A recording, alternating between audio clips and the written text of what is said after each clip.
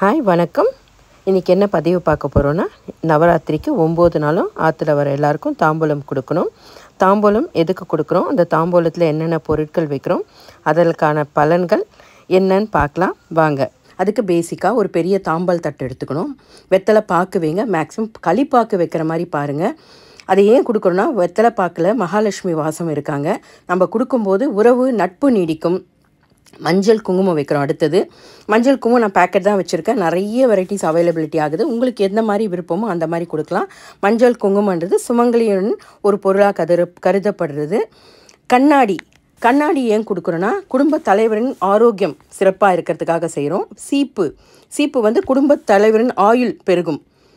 கண்மை வந்து திருஷ்டியை நீக்கும்.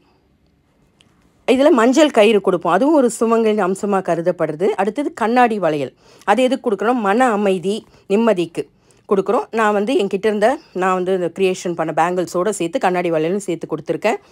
அடுத்தது பழம் கொடுப்போம். பழம் கொடுக்கறது எதுக்குன்னா, அன்னதானம் கொடுத்ததுக்கு சமங்க. நான் 2 பழம் வச்சுருக்கேன். உங்களுக்கு இன்னும் வேணுன்னா ஆப்பிள், இப்போ சீசன் வந்து மாம்பழம் இருக்குது, மாம்பழம் ஆப்பிள் என்ன வேணால் வச்சுக்கலாம். அதுக்கு அடுத்தது பார்த்தா மட்டை தேங்காய் கொடுப்போம்.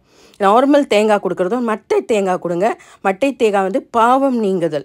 அதுக்கப்புறம் வந்து எவ்வளோ பெருசாக தேங்காய் இருக்குதோ அதுக்கேற்ற மாதிரி நம்மளோட செல்வம் விருத்தி ஆகும் அப்படின்றது ஒரு ஐதீகம். அதுக்கப்புறம் வஸ்திர தானம், நம்ம வந்து ப்ளவுஸோ இல்லை சாரியை கொடுக்கலாம். இங்கே ப்ளவுஸ் தான் வச்சுருக்கேன். அது வஸ்திரம் தானம் கொடுக்கறதுக்கான ஈக்குவலான ஒரு விஷயம். அடுத்தது தட்சணை கம்பல்சரி. ஒரு இவ்வளோ வைக்கும்போது தட்சணை நம்ம வைக்கணும். நான் வந்து 11 ருபீஸ் காயின் வச்சுருக்கேன். அந்த இடத்துல நம்ம சில்வரும் வைக்கலாம், கோல்டும் வைக்கலாம், இல்லை சின்ன கிஃப்ட்டு கூட கொடுக்கலாம். பூ வந்து மகிழ்ச்சி, வாங்குறவங்களுக்கும் மகிழ்ச்சி, கொடுப்பவர்களும் மகிழ்ச்சி. இதுதான் தாம்பூலத்தில் பேசிக்காக இருக்க வேண்டியது. இந்த மாதிரி தாம்பூலம் நம்ம கொடுக்கும்போது இந்த 9 நாளில் அம்பிகையே ஒரு நாள் வந்து நம்ம தாம்பூலத்தை வாங்கிட்டு நம்மளை ப்ளெஸ் பண்ணுவாங்கன்றது ஒரு ஐதீகம். தேங்க்ஸ் ஃபார் வாட்சிங். Thank you all.